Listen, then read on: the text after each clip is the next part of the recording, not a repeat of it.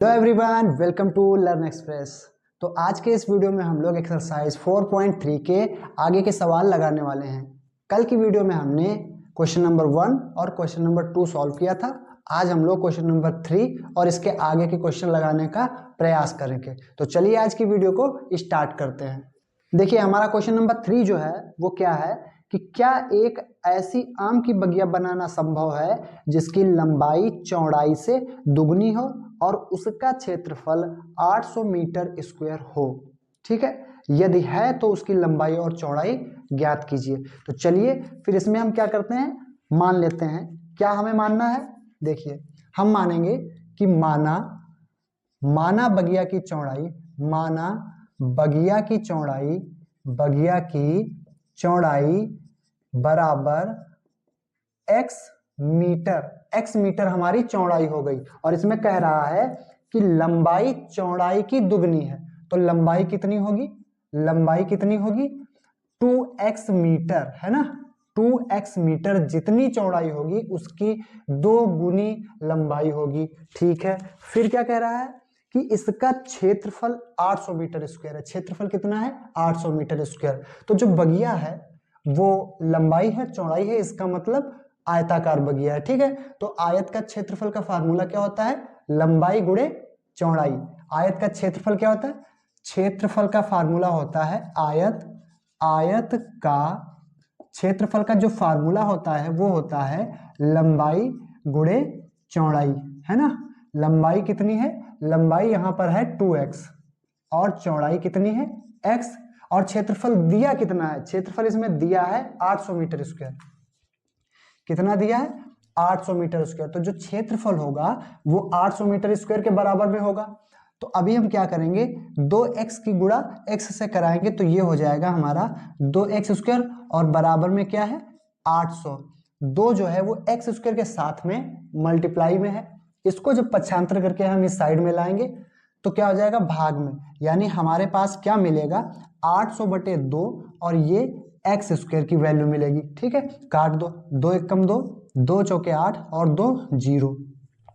तो यहां पर जो हमको मिला एक्स स्क्वायर बराबर मिल गया हमको 400। अब जो 400 है वो 20 का स्क्वायर है। ठीक है, तो एक्स स्क्वायर बराबर 20 का स्क्वायर, दोनों ओर हम स्क्वायर रूट करेंगे। ठीक है, वर्गमूल निकालेंगे दोनों का।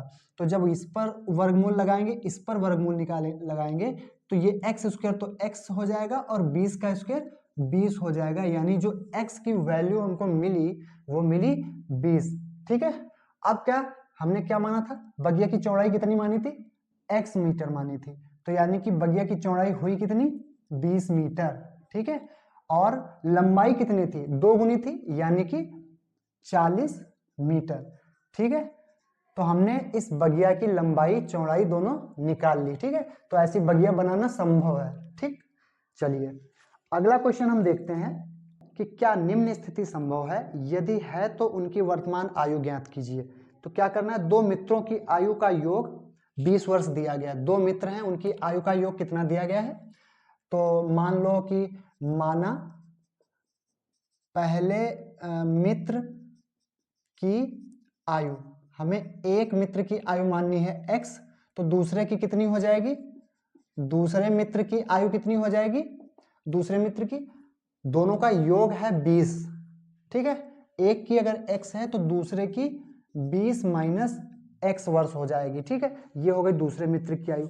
फिर कह रहा है कि 4 वर्ष पूर्व उनकी आयु का गुणनफल 48 था। 4 वर्ष पूर्व, तो अभी वर्तमान में ये उम्र है। 4 वर्ष पहले 4 वर्ष पूर्व इनकी आयु कितनी रही होगी? तो जितनी आयु होती है, जैसे अभी किसी की उम्र 15 साल है तो 4 वर्ष पहले 11 साल होगी, यानी कि 15 में से 4 माइनस करते हैं तो 4 वर्ष पूर्व पहले मित्र की आयु कितनी? मित्र की आयु बराबर x माइनस 4। ठीक है, दूसरे मित्र की आयु कितनी? दूसरे मित्र की आयु वो होगी 20 माइनस x माइनस 4। तो 20 और माइनस 4 क्या हो जाएगा? 16 और माइनस x। तो ये पहले मित्र की आयु 4 वर्ष पहले की और ये दूसरे मित्र की आयु 4 वर्ष पहले की, ठीक है। फिर कह रहा है इनकी आयु का गुणनफल, 4 वर्ष पहले की आयु का गुणनफल 48 था। तो चलो देखो प्रश्न क्या कह रहा है, प्रश्नानुसार क्या कह रहा है, इनकी आयु का गुणनफल यानी 4 वर्ष पहले वाली x माइनस 4 और 16 माइनस एक्स की जब हम मल्टीप्लाई कराएंगे तो आ जाएगा 48, ठीक है। यही तो बता रहा है 4 वर्ष पहले इनकी आयु का गुणनफल कितना है, 48 है, ठीक। अब इनकी गुणा करा दो, x की गुणा 16 से कराएंगे तो हो जाएगा 16x, x की गुणा माइनस एक्स से कराएंगे तो हो जाएगा माइनस एक्स स्क्वायर, माइनस 4 की गुणा 16 से कराएंगे तो हो जाएगा माइनस का 64, और माइनस 4 की गुणा माइनस एक्स से कराएंगे तो हो जाएगा प्लस का 4x, और बराबर में क्या है 48, ठीक है। फिर क्या कराएंगे, ये माइनस का एक्स स्क्वायर है तो माइनस का एक्स स्क्वायर हो गया, 16x और 4x प्लस के हैं तो प्लस का 20x हो गया, ठीक है।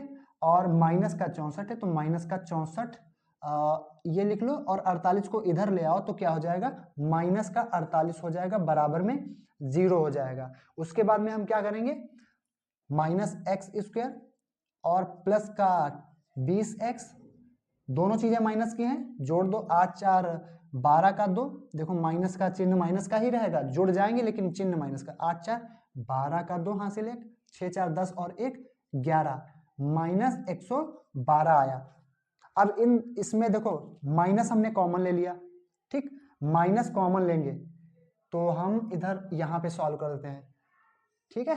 देख लो माइनस हमने कॉमन लिया तो हमारे पास बचा एक्स स्क्वायर, जो चीज माइनस की है वो प्लस की, जो चीज प्लस की है वो माइनस की हो जाएगी, तो ये हो गया माइनस का 20x और प्लस का 112, और बचेगा क्या, आगे है बराबर में 0। माइनस को अब हम माइनस की दोनों तरफ हम मल्टीप्लाई करा देंगे, दोनों पक्षों में माइनस की मल्टीप्लाई करा देंगे तो हमें क्या मिलेगा, तो हमें समीकरण मिल जाएगा एक्स स्क्वायर माइनस 20x और प्लस 112 और बराबर में 0। ये हमको मिल गया समीकरण, ठीक है। अब इस समीकरण को हल करना है, और अभी हमने जब पिछली वीडियो में बी स्क्वायर माइनस 4ac बराबर 0 होता है, 0 से बड़ा होता है, 0 से छोटा होता है, ये बताया था। तो इसमें बी स्क्वायर माइनस 4ac हम निकालेंगे, ठीक है।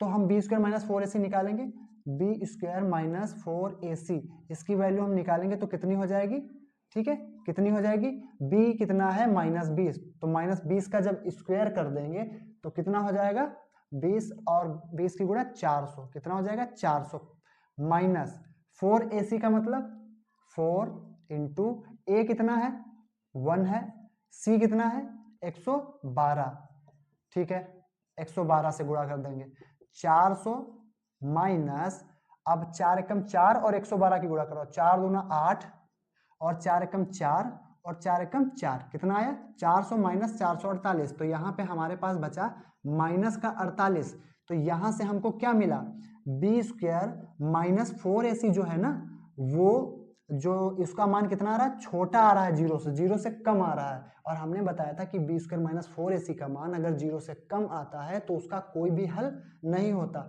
यानी कि ये जो हमको सवाल दिया गया है इसमें पूछ रहा है कि क्या ये स्थिति संभव है, तो ये स्थिति संभव नहीं है। अगर यहाँ पे बी स्क्वायर माइनस 4ac का मान 0 के बराबर आता तो संभव होती, 0 से बड़ा आता तो ये स्थिति संभव होती, यहाँ पर ये स्थिति संभव नहीं है, ठीक है।